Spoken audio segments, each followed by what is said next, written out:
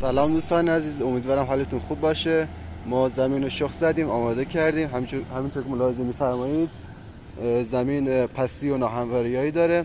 ما به این صورت صافکن رو به تیرر بستیم و میکشیم و صاف میشه. روشن کن.